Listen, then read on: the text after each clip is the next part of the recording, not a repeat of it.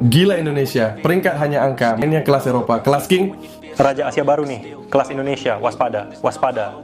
Wah, Indonesia bukan kelas ASEAN lagi, Indonesia bisa dikatakan Raja Asia sih, kelas. Begini pernyataan 3 pelatih lawan Timnas Indonesia di Piala Asia tahun 2026 yang mengaku ketakutan usai Timnas Indonesia berhasil bantai Timnas Mozambik dengan skor 1-0 tanpa balas di laga FIFA Matchday tahun 2026.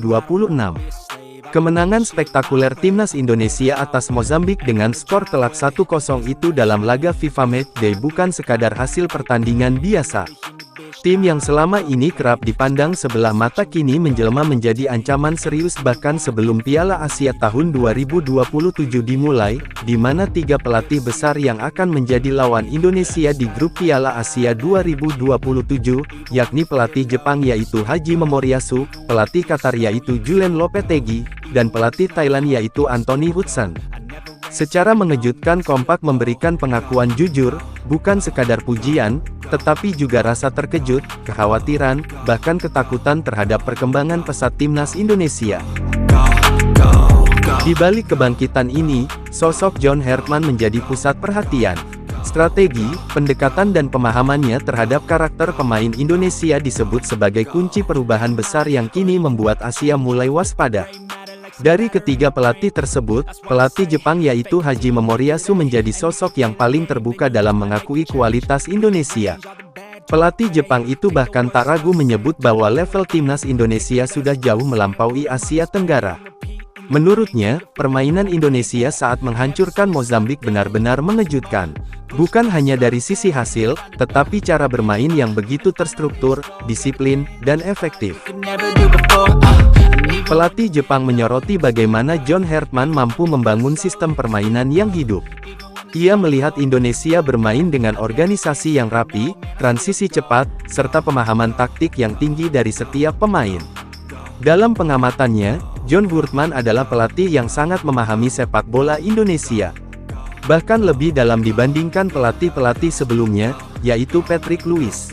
Bahkan pelatih Jepang mengatakan jika Timnas Indonesia dilatih oleh John Hartman bukan Patrick Kluivert, Timnas Indonesia sudah dipastikan lolos ke Piala Dunia.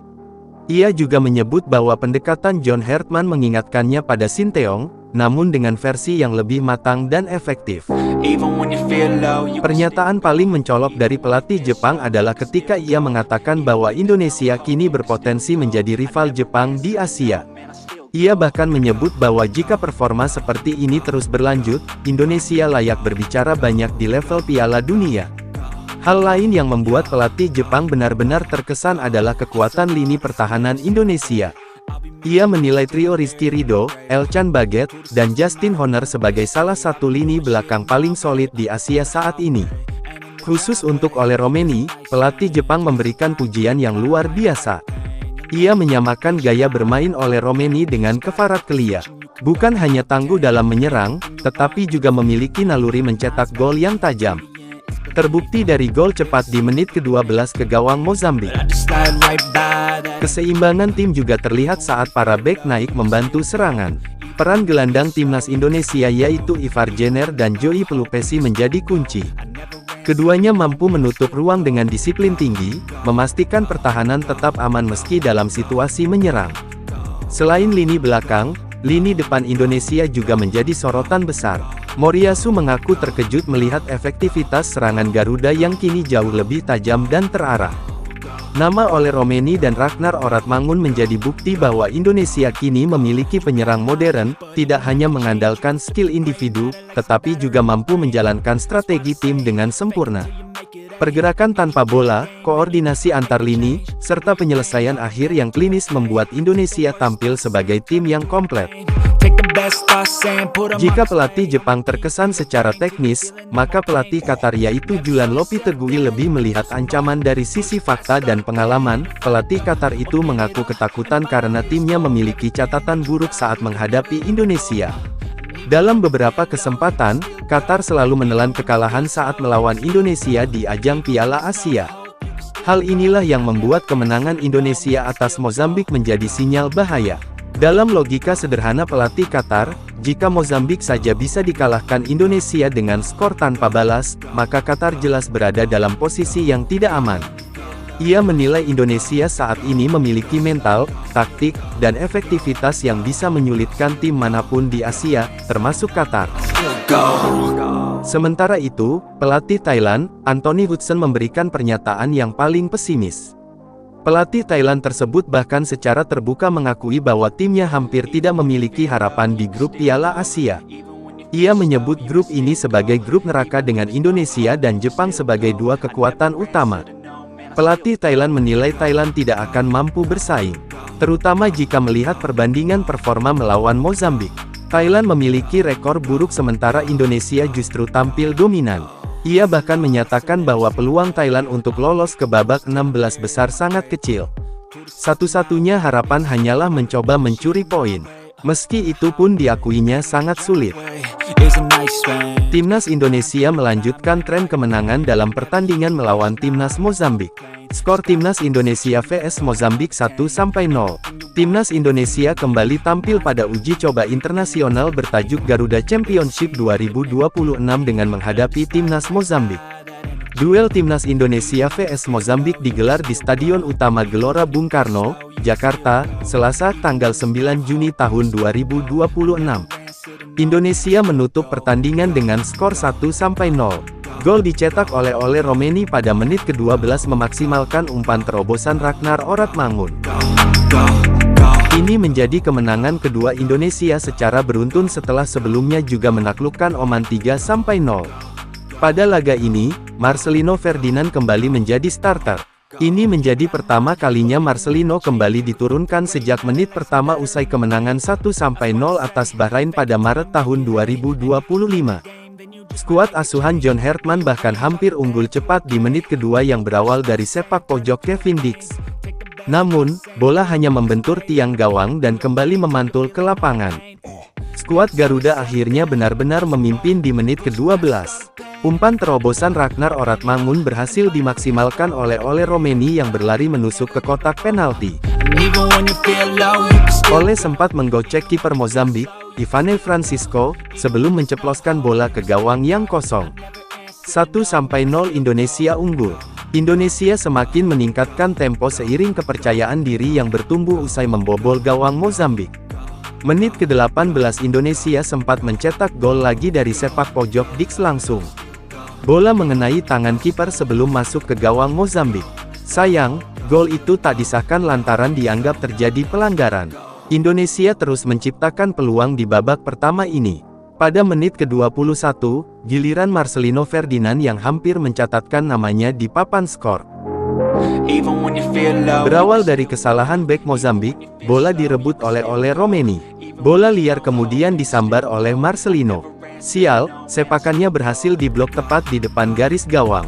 Asyik menyerang, pertahanan tim Merah Putih sempat lengah. Alcides berhasil mengelabui Elkan Bagot dan berlari sendirian ke kotak penalti Indonesia. Beruntung, Maarten Paes mampu memblok sepakannya dan menjaga gawang Indonesia tetap perawan di laga ini. Skor 1-0 tetap bertahan hingga turun minum. Tempo pertandingan sedikit menurun di awal babak kedua. Timnas Mozambik tampak menumpuk pemain di wilayah pertahanan sendiri yang membuat Indonesia kesulitan mendekat ke kotak penalti lawan. Situasi tersebut berlangsung hingga 20 menit pertandingan. Kebuntuan membuat pelatih John Hartman melakukan perubahan strategi dengan memasukkan pemain baru. Strategi tersebut hampir berbuah hasil di menit ke-68. Raihan Hanan yang belum lama menginjakkan kaki di lapangan mengirim umpan tarik yang disambut oleh Nathan Chuaon. Sayang, tembakan pemain Willem II itu membentur mistar gawang. Menit 70-an menjadi momen kebangkitan dari Mozambik. Setidaknya, mereka mendapatkan 3 peluang yang membahayakan gawang Indonesia, termasuk dari situasi sepak pojok. Namun, sederet peluang yang didapat Mozambik mampu dipatahkan oleh kiper Maarten Paes. Timnas Indonesia benar-benar kesulitan untuk menciptakan peluang di sisa pertandingan. Nathan sempat mencoba peruntungan melalui tendangan dari luar kotak penalti namun tak menemui sasaran. Kendati demikian, Indonesia tetap berhasil menyudahi duel ini dengan kemenangan tipis 1-0. Hasil atas Mozambik menambah poin Indonesia sebanyak 5,69 poin menjadi 1157,14 poin. Secara posisi, timnas Indonesia belum beranjak dari peringkat 118. Untuk saat ini, Ole Romenices tertinggal tipis 0,08 dari Sudan di peringkat 117 dan 3,83 poin di atas Sierra Leone di urutan 119. Adapun Mozambik turun 2 peringkat ke posisi 103 di ranking FIFA usai kalah dari Indonesia. Untuk level Asia Tenggara, timnas Indonesia menjadi negara terbaik ketiga secara peringkat dunia. Thailand masih memimpin di posisi 94 dan Vietnam di urutan 99. Berita kedua, begini pernyataan pelatih Mozambik, yaitu Francisco Junior Conde mengaku sangat terkejut dan kagum dengan permainan timnas Indonesia usai pertandingan timnas Indonesia versus Mozambik di laga FIFA Matchday tahun 2026. Namun bukan hanya hasil pertandingan yang menjadi bahan perbincangan, melainkan pengakuan mengejutkan dari pelatih Mozambik, Francisco Junior Conde yang secara jujur mengakui bahwa dirinya benar-benar tidak menyangka dengan level permainan skuad Garuda. Dalam konferensi pers yang berlangsung setelah laga, pelatih Mozambik tampil dengan ekspresi yang masih menyeratkan keterkejutan. Ia berkali-kali menegaskan bahwa apa yang ia lihat di lapangan sama sekali berbeda dari bayangannya sebelum pertandingan dimulai. Baginya, timnas Indonesia bukan lagi tim yang bisa dipandang sebelah mata, apalagi hanya berdasarkan angka ranking FIFA. Saya datang ke pertandingan ini dengan ekspektasi menghadapi tim ranking 122 dunia. Tapi setelah 90 menit, saya merasa seperti menghadapi tim dari level yang sama sekali berbeda. Pernyataan tersebut bukan tanpa alasan. Sepanjang pertandingan, Indonesia tampil dengan permainan yang rapi, cepat, dan sangat terorganisir. Hal ini membuat Mozambik kesulitan mengembangkan permainan. Bahkan di beberapa momen terlihat benar-benar kehilangan arah. Kunci utama dari semua ini menurut pelatih Mozambik terletak pada racikan taktik dari pelatih timnas Indonesia yaitu John Hertman. Ia menyebut John Hertman sebagai sosok yang berhasil membawa pendekatan sepak bola modern ke dalam tubuh skuad Garuda. Yang membuatnya paling terkesan adalah bagaimana Indonesia mampu mengubah bentuk permainan hanya dalam hitungan detik. Saat menyerang, Indonesia terlihat agresif dengan struktur 3 bek yang melebar dan 2 gelandang menyerang yang aktif mencari ruang.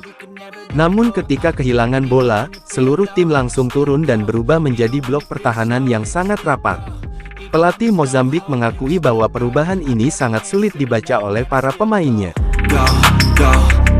Setiap kali Mozambik mencoba membangun serangan, mereka langsung dihadapkan pada tekanan cepat yang membuat alur permainan terputus. Saya melihat organisasi tim yang sangat matang. Mereka tahu apa yang harus dilakukan di setiap fase permainan. Ini bukan sesuatu yang biasa. Tak hanya soal taktik, lini belakang Indonesia juga menjadi sorotan utama. Trio yang dihuni oleh Elkan Baget, Rizky Ridho, dan Justin Horner tampil begitu solid dan disiplin. Mereka tidak hanya kuat dalam duel fisik, tetapi juga sangat cerdas dalam membaca pergerakan lawan. Pelatih Mozambik secara khusus memuji chemistry ketiga pemain tersebut. Ia melihat adanya komunikasi yang sangat baik serta kesadaran posisi yang tinggi. Bahkan ketika salah satu pemain melakukan kesalahan kecil, 2 pemain lainnya langsung sigap menutup ruang tanpa memberi celah sedikit pun. Hal ini terbukti ketika pemain sayap Mozambik seperti Angelo Thomas yang biasanya menjadi andalan serangan justru terlihat kesulitan sepanjang pertandingan. Begitu juga dengan Neymar yang tidak mampu menembus pertahanan Indonesia.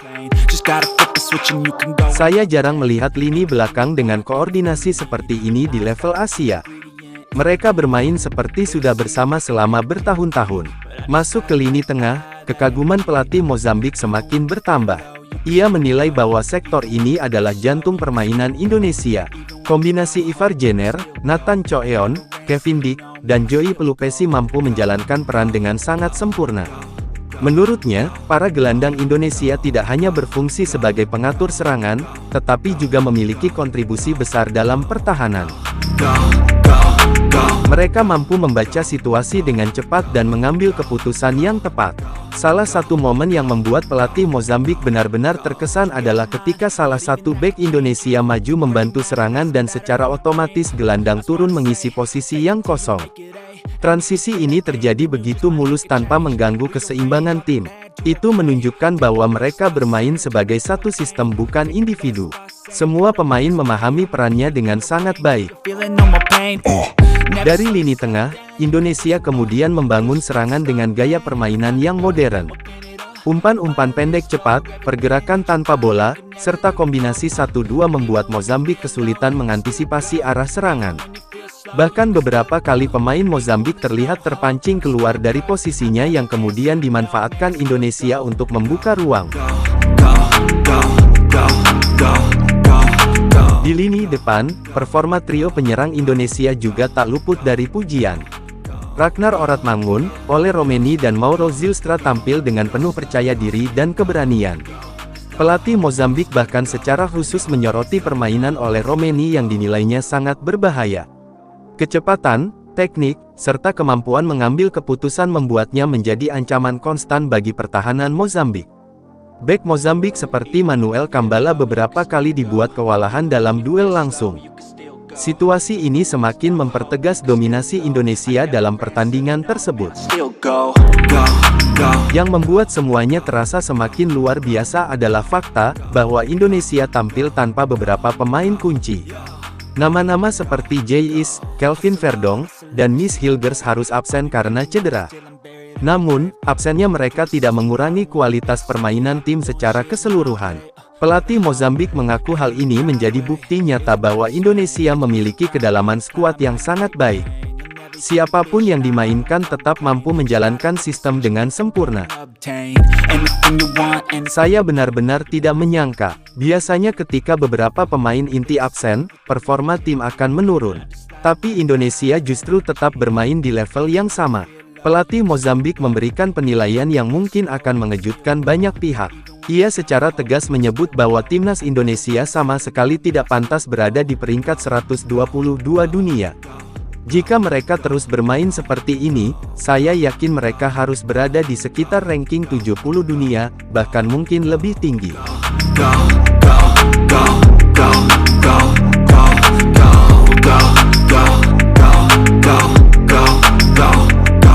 You got a mind, but even that could change. You could flip the gray matter like some batter in your brain.